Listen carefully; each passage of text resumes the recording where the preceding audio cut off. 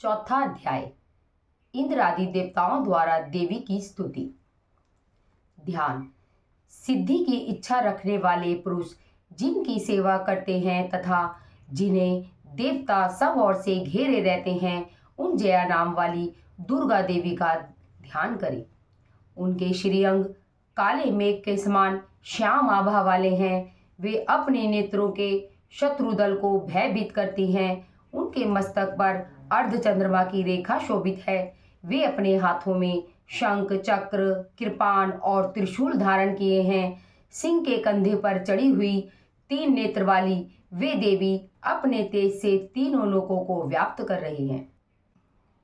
ऋषि कहते हैं, देवी के हाथ से अत्यंत पराक्रमी दुष्ट महिषासुर तथा उसकी दैत्य सेना नष्ट हो जाने पर इंद्र आदि देवता प्रणाम की मुद्रा में गर्दन तथा कंधे झुकाकर उन भगवती दुर्गा देवी की स्तुति करने लगे। उस समय अत्यंत हर्ष के कारण उनके अंगों में रोमांच हो आया था। देवता बोले, संपूर्ण देवताओं की शक्ति का समूह ही जिनका स्वरूप है तथा जिन देवी ने अपनी शक्ति द्वारा संपूर्ण जगत को व्याप्त किया हुआ है, महर्षियों तथा समस्त देवताओं की पूजनीय उन जगदम्बा को हम भक्ति पूर्वक प्रणाम करते हैं। वे हम लोगों का कल्याण करें। जिनके अनुपम प्रभाव एवं बल का भगवान शेषनाग, ब्रह्मा तथा महादेव जी भी वर्णन करने में असमर्थ हैं। वे भगवती चंडिका संपूर्ण जगत का पालन एवं अशुभ भय का नाश करने का विचार करें।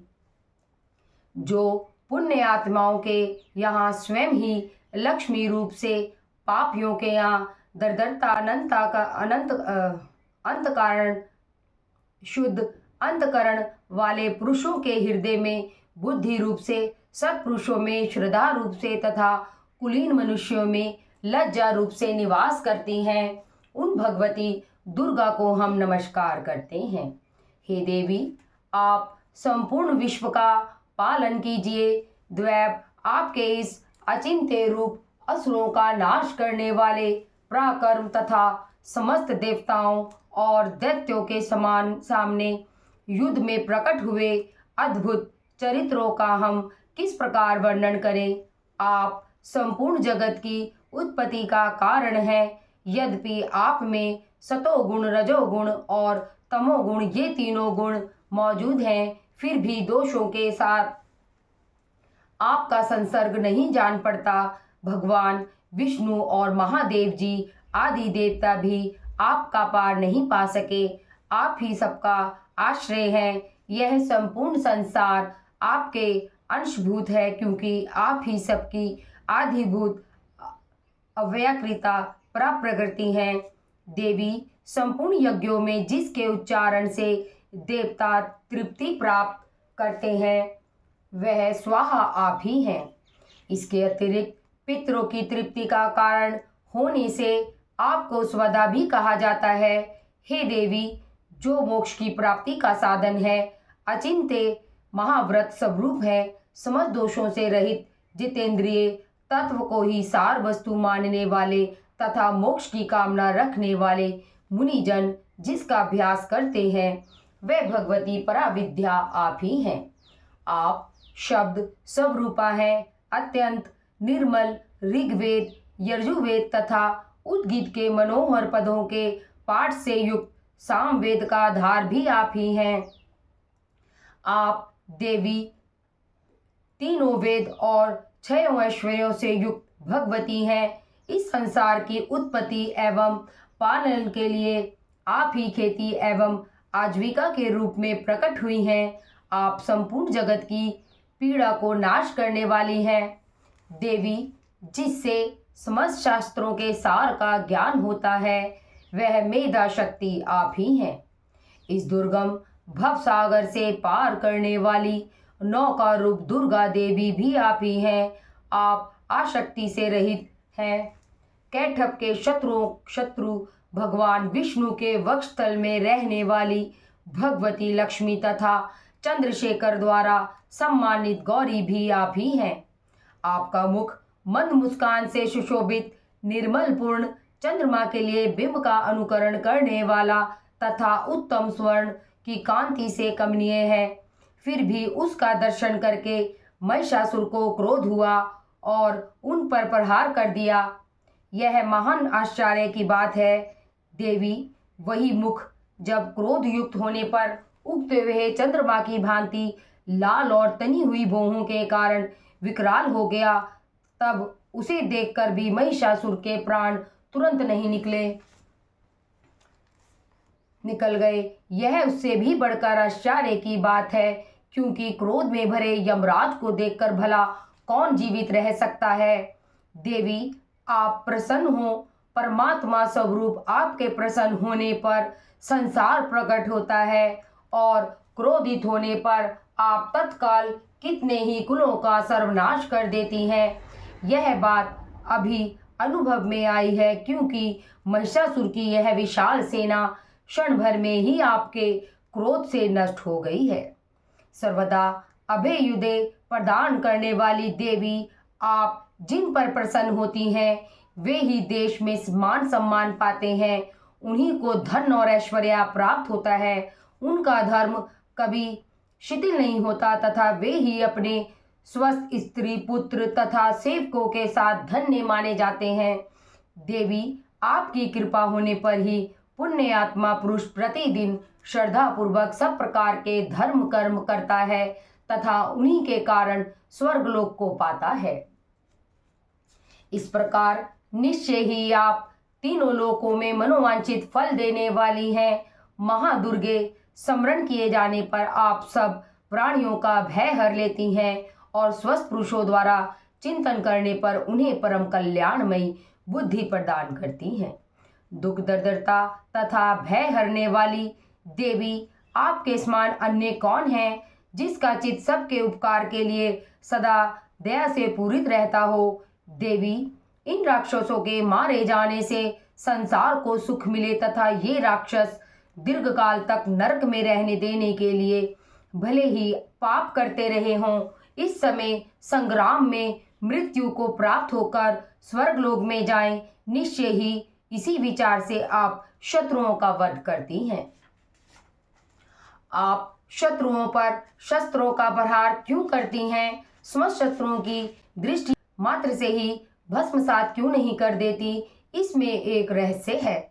ये शत्रु भी हमारे शस्त्रों से पवित्र होकर उत्तम लोकों में जाएं, इसी प्रकार उनके प्रति भी आपका विचार अत्यंत उत्तम रहता है। आपके खड्ग के तेज पुंज की भयंकर चमक तथा त्रिशूल के अग्रभाग की घनीभूत प्रभा से चुंधियाकर असुरों की आंखें फूट नहीं गई। उसका कारण भी यही था कि वे मनोहर किरणों से युक्त चंद्रमा के समान आनंद देने वाले आपके सुंदर मुख का दर्शन करते थे। देवी आपका शील स्वभाव दुराचारियों के बुरे बर्ताव को दूर करने वाला है।